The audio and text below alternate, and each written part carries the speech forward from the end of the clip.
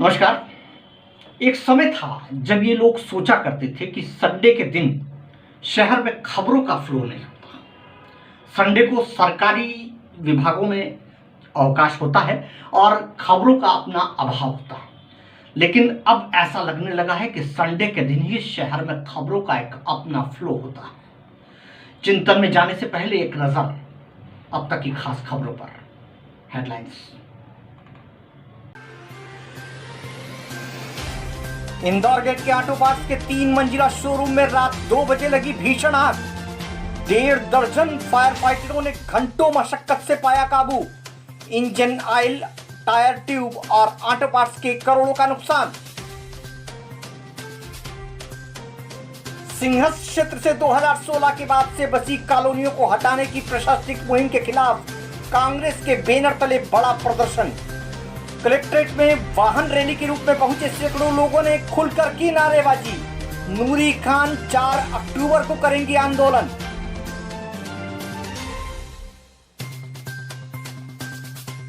Indian ब्यूटिशियनों के programme को बजरंग दल कार्यकर्ताओं ने शुरू होने से पहले रोका। देवास रोड की होटल श्री गंगा के संचालकों ने बुकिंग के बाद आयोजकों को किया मना। पुलिस ने संभाली स्थिति। सीमा हुसैनी कर रही थी इस कार्यक्रम को आयोजित। महाकाल मंदिर प्रशासन ने मंदिर के नजदीक प्राचीन अखाड़े को रातों रात किया जमींदोज। यहां रखी प्राचीन प्रतिमाएं और पुरावशेष अन्यत्र भेजे गए। अब चिंतन की ओर लौटते हैं। उज्जैन में सिंहस्थ क्षेत्र की भूमि खाली कराने का एकाएक प्रशासन को ध्यान आया। वो तब आया जब अखाड़ा परिषद के जो अध्यक्ष हैं नरेंद्र गिरी जी ने दुनिया त्याग दी। उनके द्वारा ही सिंहस्थ क्षेत्र में हुए अतिक्रमण का मुद्दा उठाया गया था।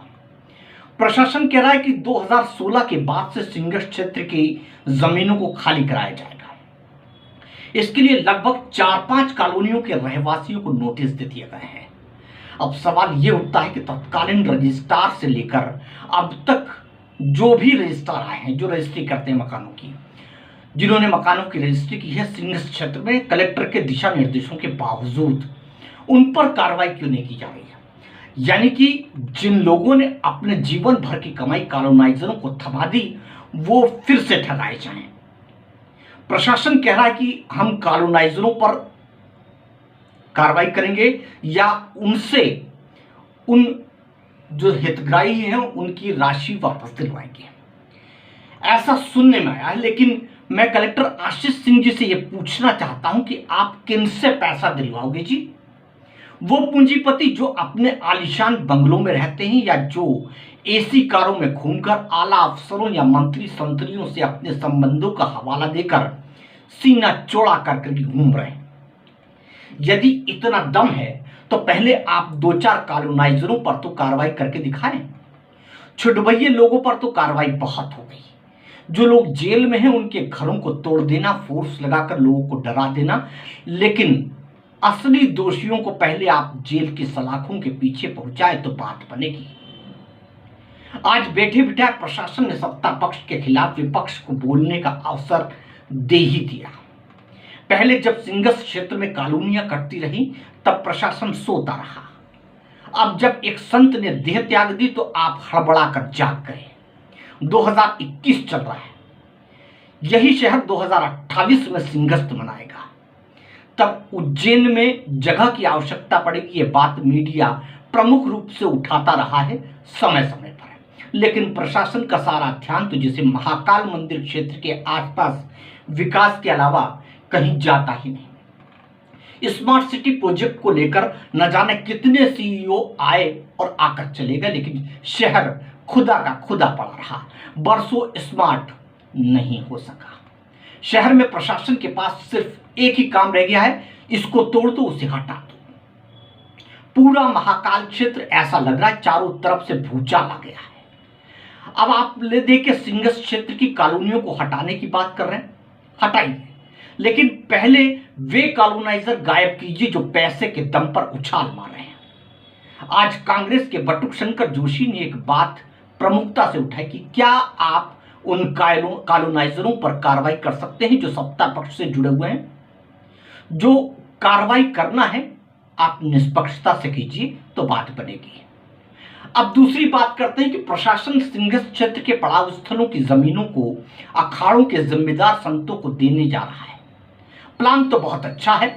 इन जमीनों को बेचकर या औने पौने दामों पर बेचकर आज प्रशासन कमाई कर लेगा, लेकिन वो जमीनें स्थायी रूप से शहर के रहवासियों तक पहुंच या जन सुविधाओं से बाहर हो जाएंगी।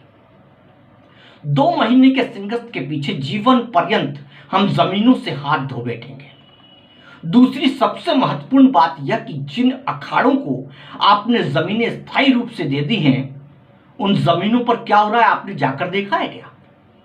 उन जमीनों पर मैरिज गार्डन बन गए हैं। उन जमीनों का उपयोग धर्म के नाम पर कम और कमर्शियल उपयोग में ज्यादा हो रहा है। यदि इस शर्त के साथ जमीनें दी जा रही हैं कि वहां पर धार्मिक एक्टिविटी स्थायी रूप से होगी तो कोई बात नहीं, वरना प्रशासन अखाड़ों को स्थायी जमीनें बेचकर अपना पिंड तो छुड़ा लेगा, लेकिन उनकी कमर्शियल कमाई का हिस्सेदार कभी नहीं हो सकेगा। आने वाले समय में अखाड़े बढ़ भी सकते हैं, तब वो भी फिर जमीनों की मांग करेंगे। तो फिर आप करेंगे क्या? भाई किन्नर अखाड़ा तो आपके सामने ही अखाड़ा परिषद से मान्यता ले आया। हमारे यहां अखाड़ों की कमी थोड़ी ना है।